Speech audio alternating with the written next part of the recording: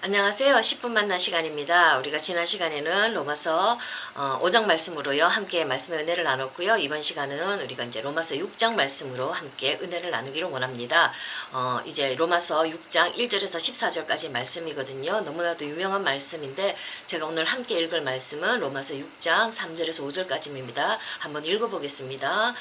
무릇 그리스도 예수와 합하여 세례를 받은 우리는 그의 죽으심과 합하여 세례를 받은 줄을 알지 못하느냐. 그러므로 우리가 그의 죽으심과 합하여 세례를 받음으로 그와 함께 장사되었나니 이는 아버지의 영광으로 말미암아 그리스도를 죽은 자 가운데서 살리신과 같이 우리로 또한 새 생명 가운데서 행하게 하려 함이라. 만일 우리가 그의 죽으심과 같은 모양으로 연합한 자가 되었으면 또한 그의 부활과 같은 모양으로 연합한 자도 되리라. 너무나도 유명한 본문 말씀이지요. 우리는 그리스도와 더불어 함께 죽고 또 그리스도의 부활과 더불어 함께 부활할 수 있다는 거, 그 말씀인데 우리가 함께 죽고 함께 부활할 때 우리가 하나님의 새 생명 가운데 살아갈 수가 있게 된다는 그 말씀이 나와 있고요. 또 5장 11절 말씀 보면 이와 같이 너희도 너희 자신을 죄에 대하여는 죽은 자요 그리스도 예수 안에서 하나님께 대하여는 살아있는 자로 여길지니라, 이렇게 나와 있거든요. 죽는다는 거, 뭐가 죽느냐 이 문제죠. 바로 우리는 죄에 대해서는 죽어야 된다고 이렇게 말씀을 본문 말씀에서 말씀하고 계시거든요. 죽는 거 우리 다 싫지요. 본능적으로 우리는 죽는 거, 죽음이라는 거, 그 고통은 피합니다. 인간의 본능적인 모습이거든요. 근데 이 본문 말씀에서는 죽으라고, 죄에 대해서는 죽고 그리스도와 연합해서 죽으라고, 그리해야지만이 부활의 생명을 누릴 수 있다고 성경 말씀에 가르쳐주고 있습니다. 기독교 신앙의 핵심인데 기독교 신앙에서는 부활이 먼저 나오는 거 아닌 것 너무나도 잘 알고 계시지요. 죽음이 먼저입니다. 십자가에서 죽음을 경험한 다음에 부활의 생명을 누릴 수가 있는 것, 이게 질서 있게 질서정연하게 우리에게 가르쳐주는 하나님의 말씀이거든요. 그러니까 우리는 죽음이 싫다고 해서, 내 삶에 다가오는 고통이 싫다고 해서 우리가 그것을 피할 수만은 없는 겁니다. 우리가 이 죽음을 잘 받아들이고 죽음 안에 거할 때 우리 하나님의 생명과 부활도 누릴 수가 있다는 거 본문 말씀에서 가르쳐주고 있거든요. 그 말씀을 우리가 자세히 한번 살펴보도록 하겠습니다. 먼저 우리가 그리스도와 함께 죽는데 혼자 죽는 건 아닙니다. 그리스도와 함께 죽는데 뭐가 죽느냐? 바로 죄가 죽는 것이지요. 우리는 아담 할아버지가 범죄한 이후로 영혼 육이 죽어서 살아가는 존재지요. 우리는 죄 가운데서 살아가는 존재입니다. 죄가 우리의 삶 속에서 어떤 영향을 끼치는가는 우리가 지난 시간에 함께 잘 말씀으로 은혜를 나눴지요. 바로 이 죄 때문에 우리는 불안과 욕망에 얽매여서 참 공고하고 피곤한 삶을 살아갈 수밖에 없는데, 다시 한번 더 다시 살펴보면요, 우리는 하나님께로부터 쫓겨났기 때문에 항상 버림받을 거라는 거, 유기불안이죠. 사람과 이 세상으로부터 버림받을 거라는 그 고통, 그것이 우리 정신 속에 끊임없이 흘러내리고 있거든요. 자, 이 사람과 세상으로부터, 내 사랑하는 사람, 내가 조직된 세상에서부터 내가 쓸모없어서 버림받을 것 같고 쫓겨날 것 같은 무의식적인 불안이 우리 속에서 계속 있기 때문에 사람과 사람 사이에 불신과 의심만 있죠. 그래서 믿음이 없어요. 그러니까 이런 문제 때문에 우리에게는 여러 가지 심리 정신적인 병도 생기고 인간관계가 무척 힘들고 고통스러워요. 이것만 있는 게 아니라 우리 또한 죄로 인해서 욕망의 문제도 다가오지요. 내가 먹고 살아야 되니까. 근데 우리는 내가 먹고 살기에 충분할 만큼 하나님이 넉넉히 주셨는데도 우리는 절대로 감사하지 않지요. 항상 뭔가 모르자라지요. 요거 하나만 더 있으면 만족할 것 같은데, 요거 하나만 더 있으면 퍼펙트할 것 같은데, 행복할 것 같은데. 자, 요런 문제, 항상 뭔가 모자라고 결핍이 되어 있고 목마른 것, 이런 것들이 바로 이 욕망의 문제가 내 죄로 인해서 우리의 삶 속에 다가왔다는 겁니다. 유기불안과 이 욕망의 문제 때문에 이 죄의 영향으로 말미암아 생긴 것이죠. 이 문제 때문에 우리는 끝없이 우리의 삶은 고통스럽고 곤고합니다. 아주 허기진 삶을 우리는 살 수밖에 없거든요. 자, 근데 이런 죄로 인해 생긴 이런 문제들을 가지고 우리는 하나님 앞에 가야 된다는 겁니다. 예수 그리스도 앞에 가서 내가 제물이 되어서 죽어야 된다는 그 얘기거든요. 자, 옛날 구약시대 때는 제물을 죽였습니다. 구약시대 때 성전 앞에 이렇게 가면 제단이 있는데 그 제단에서 제물을 죽인 다음에 성소로 들어갈 수가 있었거든요. 그때 당시에도 성전 뜰만 밟고 가는 성도는 있었습니다. 그러나 성소에 들어가고 지성소에 들어가면서 깊이 하나님과 만나고 교제하기 위해서는 제물 없이는 안 되었습니다. 피 흘림 없이는 안 되었거든요. 반드시 제물이 필요했는데 바로 이 신약 시대에 와서는 내가 제물이 되어서 내 자신이 죽어짐으로 인해서 우리는 하나님과 더 깊은 교제를 나눌 수가 있다는 그 말씀인 줄로 믿습니다. 자, 이제 죽음으로 들어가는 그리스도인인데요. 참 우리 그리스도인들은 죽어야 된다는 그 얘기거든요. 근데 이거는 우리 크리스찬뿐만 아니라 인간 일반 심리 정신 현상에서도 죽음의 자리에 들어갈 때 새로운 것이 생성된다는 것, 그것이 바로 새로운 것을 생성하려는 리비도적 충동이 발현되어 나온다는 것 가르쳐주고 있습니다. 쉬운 예로요. 우리가 고통과 절망이라는 이 죽음의 고통, 심리적인 죽음을 죽을 때 항상 새로운 것을 창조하는 인간의 정신력은 높이 사지요. 우리 지금 올림픽 일본에서 열리고 있는데 우리 선수들이 금메달을 따기 위해서는 땀을 흘려야 됩니다. 고통을 치러야 됩니다. 노력을 해야 됩니다.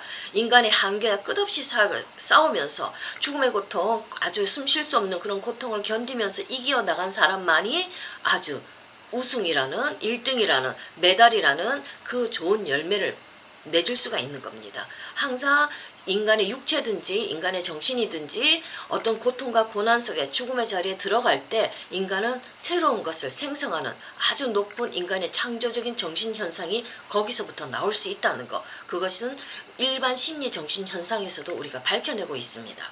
그러니까 죽음 충동이 강할 때 생명을 창조하고 새로운 것을 창조한다는 리비도 충동이 발출되어 올라온다는 것은 정신분석 이론에서도 많이 밝혀놓고 있거든요. 근데 하물며 기독교에서는 더하지요. 자, 우리는 죽음의 자리는 고통스러운 자리이고 참으로 이 자리는 들어가기 싫습니다. 우리가 그 안에 들어간다는 것은 나의 나약함을 보는 자리예요. 제 성공으로 인해서 수치스럽고 무능한 나의 자신을 만나는 자리예요. 이 자리는 우리가 회피하고 싶고, 그래서 우리는 계속해서 유능해지고 싶고 잘나고 싶어서 무화과 나무 잎으로 자꾸자꾸 나 자신을 가리지 않습니까?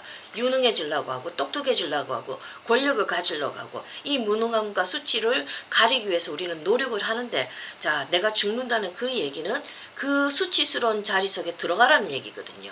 내 고통의 자리, 그 다음에 내 나약함의 자리, 연약함의 자리, 아담아로 이루어진 먼지 같은 나의 존재의 무력함의 자리 속으로 들어가라는 얘기거든요. 그게 바로 죽음입니다. 자, 나의 불안과 욕망 때문에 허덕이는 존재의 모습을 안고 십자가 위에서 우리는 그리스도와 함께 죽는 겁니다. 내 이 나약함을 가지고 십자가 앞에서 나의 죄 때문에 내가 이런 것을 겪는구나, 나의 죄 때문에 이런 모습들이 나오는구나 하면서 그 모습을 그대로 가지고 가서 예수의 앞에서 우리는 죽는 겁니다. 자, 이 나약함의 문제, 이 절망과 고통의 문제, 자, 이 불안의 문제가 아버지 때문에 생긴 게 아니고 부모 때문에 생긴 게 아니고 저 사람 때문에 생긴 게 아니고 남편 때문에 생긴 게 아니고 나의 죄 때문에 생겼다는 것을 받아들이고 그 앞에서 죽는 것, 이것을 기독교에서는 가르쳐주고 있습니다. 그냥 내 죄를 들고 십자가 앞으로 가서 죽는다는 거지요. 이 죽음을 피할 때 더 큰 문제는 오고 우리의 신앙은 힘이 없어지죠. 우리 신앙은 철저하게 죽음으로 들어가는 것을 가르쳐주고 있습니다. 근데 우리는 세상하고 틀립니다. 일반 기독교 정신에서도 죽음의 자리에 들어갈 때 새로운 생성이 있고 죽음으로 들어가고 나약한 자리에 들어가는 자가 정말 강한 정신력을 가진 자라고 얘기를 해주고 있지만 그건 혼자 들어가는 겁니다. 근데 우리 기독교는 틀리지요. 우리는 그리스도와 함께 들어가는 겁니다. 그게 틀려요. 그리고 우리는 또 큰 게 있죠. 너무나도 귀하고 소중한 기독교 진리가 있지요. 죽음을 죽는데 그냥 죽는 것이 아니라 거기에는 부활이 있다는 믿음을 가지고 죽는 겁니다. 하나님의 새로운 생명을 주심을 믿음으로 말미암아 우리는 죽을 수가 있는 겁니다. 그 죽음의 자리에 결코 혼자 들어가는 것이 아닙니다. 하나님이 부활의 새 생명을 주실 거라는 믿음을 가지고, 그리고 또 예수 그리스도와 더불어 함께 우리는 그 자리에 들어갈 수가 있는 겁니다. 그러니까 우리는 넉넉히 그 죽음을 이기고도 남을 줄로 믿습니다. 그래서 우리는 그렇게 죽음의 자리에 들어갈 때 우리 예수가 절대로 우리를 버리시지 않지요. 우리 죽음을 이기신 예수 그리스도께서 우리를 부활의 생명으로 그 자리로 우리를 인도해 주시고 새로운 생명을 허락해 주시지요. 자, 이 죽음으로 들어가는 사람은 참으로 많은 큰 축복을 받을 수가 있습니다. 그러나 우리는 참 그 자리에 들어가는 것을 싫어합니다. 내가 지인이 꾼 꿈을 가지고 함께 은혜 나누기를 원하는데, 제가 잘 아는 지인입니다. 근데 너무 목회가 안 되기 때문에 그 지인이 목회가 안 되어서 참 고통스러웠습니다. 너무너무 힘들었는데, 이 사람이 이제 꿈을 꾸는데 꿈속에서 어떤 사람이 가마솥에서 이제 닭을 이렇게 삶고 있는 장면이 나오더래요. 근데 그 사람이 닭을 이렇게 가마솥에 팔팔 끓는 가마솥에서 삶는데 그 닭이 그냥 살려고 발버둥 치는 닭들은 다 끄집어내서 던져버리고요. 그 다음에 얌전히 그 가마솥 안에 죽는 자들, 죽음을 거의 수용하던 자들은 꺼내니까 그 닭들은 다시 날아오르는데 독수리가 되어서 날아오르더랍니다. 너무 기가 막힌 꿈이라서 제가 그 꿈을 듣고 저도 많은 은혜를 나눴거든요. 바로 이런 것처럼 우리는 죽음, 고통의 자리를 내가 가만히 그리스도를 바라보고 견디고 그 자리에 함께할 때 하나님은 독수리 날개침이 올라가는 새로운 부활의 생명으로 우리에게 함께해 주신다는 것, 그 꿈을 통해서도 저는 배웠거든요. 자, 지금 시대는 정말로 힘든 시대입니다. 코로나 시대지요. 4차 유행이 다가온다고 했는데, 우리 교회 이런 시대 때, 우리 크리스찬들 이런 시대 때 더욱더 우리는 죽음의 자리로 들어가야 될 줄로 믿습니다. 왜 기독교가 이렇게 되었는지, 왜 이렇게 무력하게 되었는지, 우리가 잘못한 것은 무엇인지, 우리의 죄성은 무엇인지, 우리가 그 죽음의 자리, 고통의 자리에 들어갈 때 그런 자를 통해서 이 시대에 꼭 필요한 부활의 생명이 흘러나올 줄로 믿습니다. 우리가 잘 죽을 때 크리스찬 한 사람 한 사람이 그리스도와 더불어 죽음의 자리에 들어갈 때 이 사회를 살릴 수 있고 교회를 살릴 수 있는 새로운 부활의 생명은 흘러나올 줄로 믿습니다. 그래서 우리는 죽음을 피할 수만은 없지요. 이 다가오는 고통을 피할 수만은 없지요. 우리 하나님이 이 고통을 왜 주셨는지 알 수 없지만 그 자리 속에서 우리는 겸손히 이 고통을 받아들이고 죽음의 자리에서 묵묵히 견뎌낼 때 부활의 소망을 바라보면서 하나님의 은혜를 구할 때 하나님은 반드시 이 땅을 치유할 수 있는 새로운 생명을, 부활의 생명을 우리에게 허락해 주실 줄로 믿습니다. 감사합니다.